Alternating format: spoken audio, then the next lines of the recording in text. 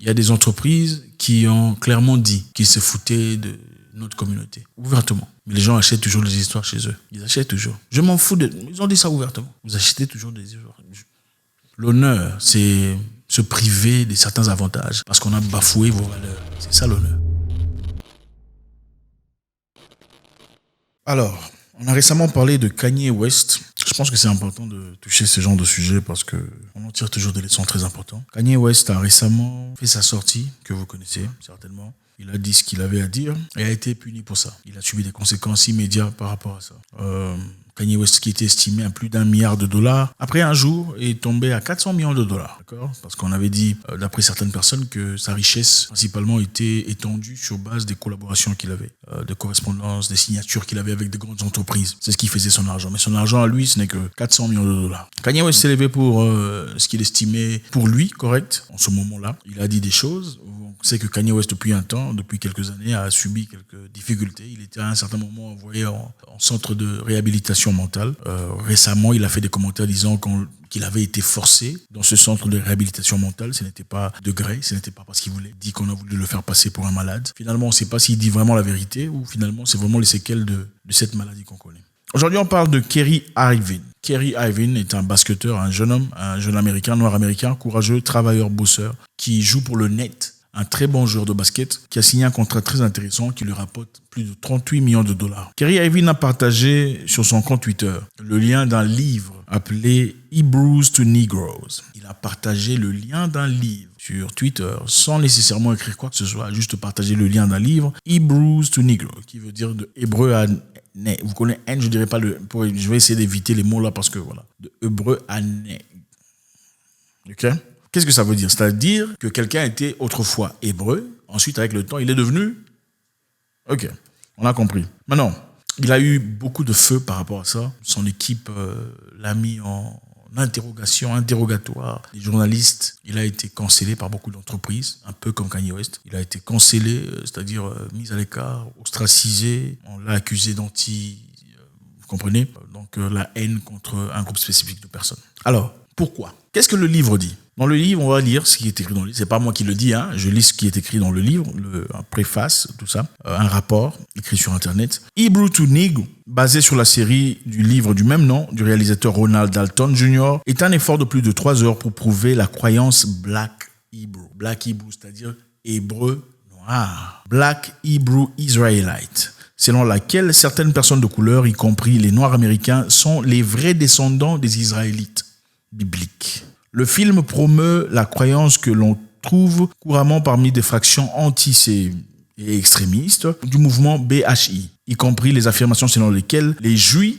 modernes sont les imposteurs qui ont volé l'héritage religieux des Noirs et se sont engagés dans une dissimulation pour empêcher les Noirs de connaître leur véritable identité. Alors qu'une grande partie du film traite d'arguments historiques et génétiques sur les divers groupes raciaux et ethniques, il comprend également un antisémitisme étendu, y compris des allégations d'un complot juif mondial pour opprimer et frauder les Noirs. Des allégations selon lesquelles les Juifs sont en partie responsables de la traite négrière transatlantique des esclaves. L'affirmation selon laquelle des Juifs ont falsifié l'histoire afin de dissimuler leur nature, protéger les statuts de leur pouvoir. Donc, ce livre, évidemment, parle des choses très controversées qui accusent cette communauté juive de falsifier l'histoire. Et en effet, que les vrais descendants des Israélites sont des Noirs, d'après le livre. Et le livre a été partagé par Irving, dont l'objectif, Kerry Irving dit dans son interview qu'il n'a pas, parce qu'on lui a demandé évidemment pourquoi tu as partagé le livre. Still up there, so we're in 2022.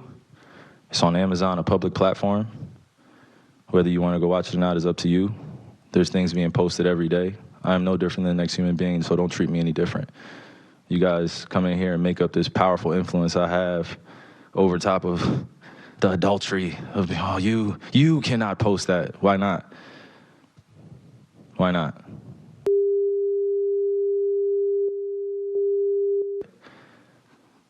I don't hear uproar on that.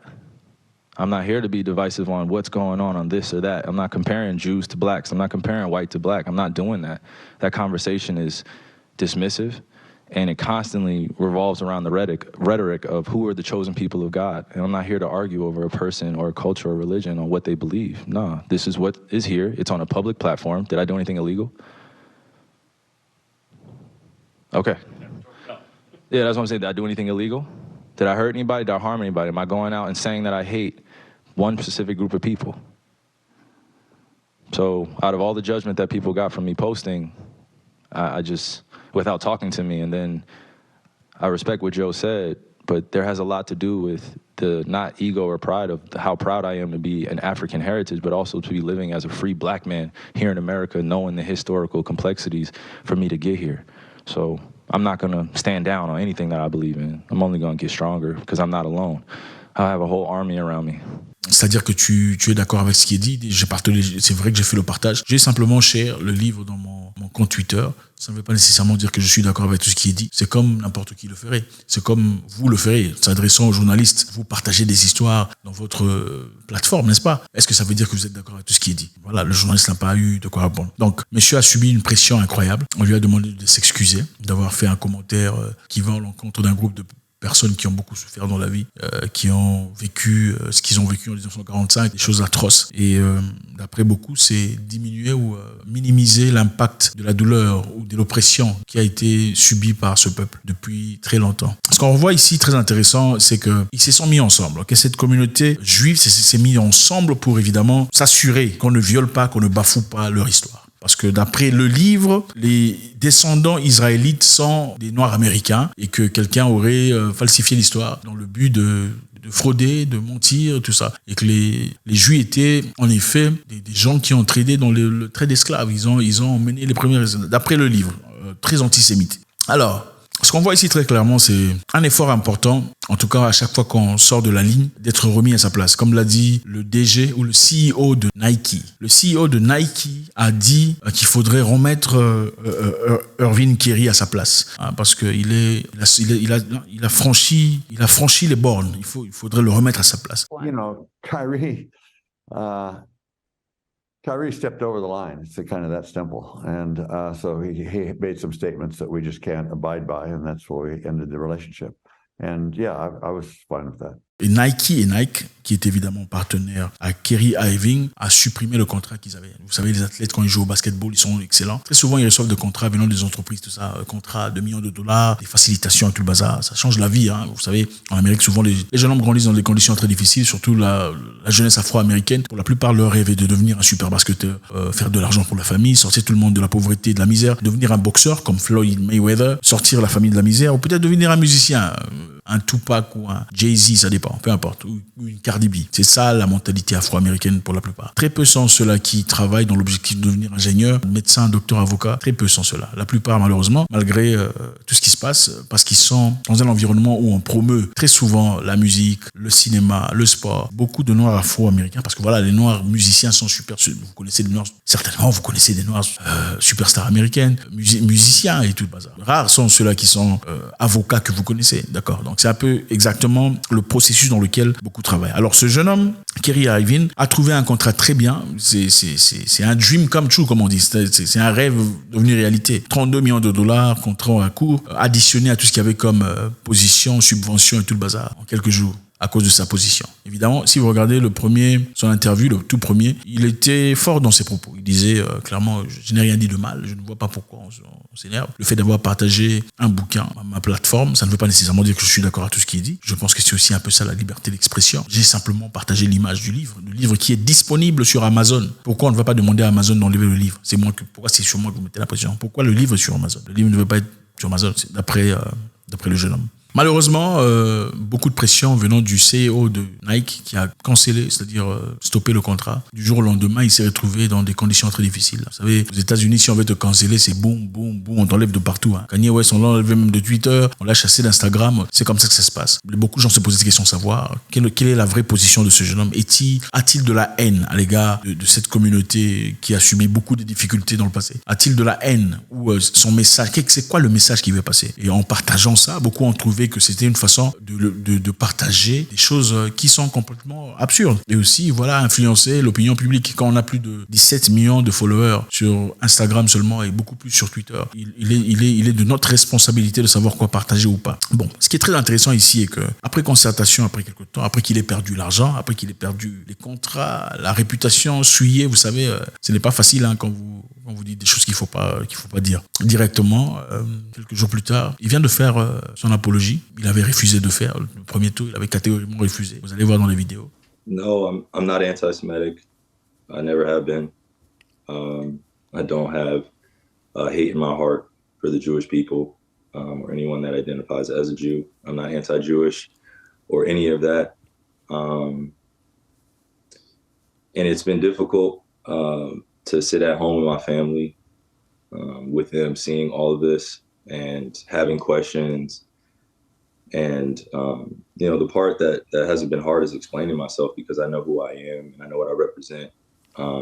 But I think the difficult aspect is just processing all this and understanding the power of my voice, the influence I have. I'm no one's idol, but I am a human being that wants to make impact and change. In order to do that, I have to live responsibly and set a greater example for our youth, for my generation and the older generation. So I just think I really want to focus on the hurt that I caused or the impact that I made within the Jewish community, putting some type of threat or assumed threat on the Jewish community. I just want to apologize deeply for all my actions throughout the time that it's been since the post was first put up. Maintenant, il s'est excusé. Il a dit qu'il était vraiment désolé d'avoir dit ça. Il a eu le temps de parler à certaines personnes expérimentées de plusieurs communautés. Décidément, il trouve qu'il s'est mal comporté. Il n'aurait jamais dû partager. Le livre. Hebrew to Negroes. Avec ça, il souhaiterait demander pardon. Et beaucoup de personnes s'y sont levées disant qu'il a replié sa queue. Il n'aurait jamais dû faire ça. Je sais pas. Qu'est-ce que vous en dites? Qu'est-ce que vous en pensez? Est-ce qu'un homme, il y a des gens qui disent qu'il a perdu sa masculinité. Et d'autres personnes qui disent c'est comme ça qu'un homme doit être, savoir s'excuser quand on a tort. Maintenant, ce qu'on remarque ici de très intéressant, c'est cette synchronisation de toutes les communautés contre celui qui s'oppose à l'idée de la communauté. La synchronisation de toutes les communautés contre Arvin dans ce cas-ci. Comme on l'a fait avec Kanye West, on l'a fait encore avec. Maintenant, ma question que je me pose, c'est celle-ci. Pourquoi la communauté afro n'est jamais capable de se mettre ensemble pour prendre des bonnes décisions dans ce cas-ci? Nike a dit au revoir. C'est-à-dire, je vous rappelle que Nike reçoit le plus d'argent venant des communautés noires. Le plus grand client de Nike, ce sont les communautés noires. Vous aussi, vous avez certainement des Nike dans n'est-ce pas, dans votre palmarès. Mais bon, Nike a quand même le pouvoir de dire, ok, monsieur Arvin, on n'aime pas ce que vous dites, au revoir. Que ce soit une bonne intention ou pas. Pourquoi dans les communautés noires? Il y a très récemment, on sait, il y a quelques temps, on avait fait un t-shirt où on dit le singe le plus approprié du marché, je sais plus, le singe, vous vous souvenez, c'était H&M, le singe le plus cool il y avait tollé général, les gens sont fâchés, Paris, Bruxelles, Allemagne, surtout Paris, bref, les gens sont fâchés, plus jamais je n'achèterai H&M, plus jamais je n'oserai fouler la plante de mon pied dans cette boutique, peu importe, pour acheter quoi que ce soit. Est-ce que vous n'allez plus chez H&M? Il n'y a pas eu d'apologie venant de ces gens-là. Pas nécessairement, même s'il y en a eu. Enfin bref, c'était vraiment vrai ou pas? Est-ce que vous allez chez H&M ou pas? C'est ça ma question. Vous allez toujours est-ce que vous pouvez dire en toute honnêteté que vous n'allez plus chez H&M? Absolument pas. Si vous voulez faire mal à quelqu'un, il faut toucher là où ça fait mal. Et dans le monde capitaliste, là où ça fait mal, c'est toucher son argent. Il y a des entreprises qui ont clairement dit qu'ils se foutaient de notre communauté, ouvertement. Mais les gens achètent toujours des histoires chez eux. Ils achètent toujours. Je m'en fous ils ont dit ça ouvertement. Vous achetez toujours des histoires. L'honneur, c'est se priver de certains avantages parce qu'on a bafoué vos valeurs. C'est ça l'honneur. L'honneur, c'est peut-être dans ce cas-ci renvoyer cet excellent athlète pour ne pas représenter Nike, puisque ça a bafoué les valeurs de Nike, n'est-ce pas? C'est ça l'honneur. Peu importe la situation. L'honneur, c'est aussi quelque part se lever pour son droit quand on sait qu'on est correct. C'est ça l'honneur. Alors, pourquoi sommes-nous pas capables de nous réunir pour les bonnes causes? C'est-à-dire qu'on en a marre des maltraitances de nos frères au Liban. Les Libanais doivent payer un prix. C'est pas dire pour tuer les Libanais, c'est pas ce que je dis. C'est-à-dire les Libanais doivent répondre, doivent agir, doivent réagir. L'Arabie Saoudite doit réagir, doit instaurer une loi. Pourquoi on est incapable de faire ça? Sinon, on ne prendra plus Emirates Airlines, sinon on ne prendra plus tel ou tel, sinon on n'acceptera plus ces gens ici chez nous, sinon ils n'auront plus d'entreprise chez nous. Pourquoi on ne sait pas faire respecter nos droits quand c'est en Afrique? Quand il y a des jeunes hommes qui subissent en Inde des choses incroyables, des jeunes filles et tout le bazar. Pourquoi on est incapable de nous lever, empêcher ces personnes, si c'est nécessaire, de ne plus avoir leur magasin ici, s'ils ne votent pas de loi respectant nos enfants? C'est une question de droit, une question de loi, une question d'honneur, de dignité. Je pense que c'est important dans ce cas-là. La leçon ici, il y en a beaucoup. Il y a beaucoup de leçons, que chacun tire ses propres conclusions. Mais ma première question chez vous, c'est quoi? Harvey est-il revenu à ses sens? Finalement, a compris qu'il n'a pas été correct et s'est excusé. Est-ce la bonne chose à faire en tant qu'homme, comme le disent certaines personnes, s'excuser quand on sait qu'on a tort? Ou voilà, est-ce qu'il s'est dégonflé, comme le dit d'autres personnes? Est-ce qu'il croit vraiment? Est-ce qu'il est peut-être hypocrite, comme le disent certaines personnes? Qu'il est simplement hypocrite, il ne veut pas perdre l'argent, les opportunités, alors il est obligé de se dégonfler, comme certaines personnes le disent, pour garder sa position. Numéro 3, qu'est-ce qu'il y a dans nos communautés? Comment pouvons-nous pas nous réunir pour des choses fortes? Seulement généralement nous réunir pour briser l'un de l'autre. Jamais très fort contre les étrangers, mais super fort quand c'est endogène, c'est entre nous. Faites-nous savoir. C'est toujours un grand plaisir. On apprend beaucoup de ce monde. Il suffit d'observer et de voir. Et d'écouter plus qu'on ne parle. Et vous verrez des leçons partout. Très important. God bless.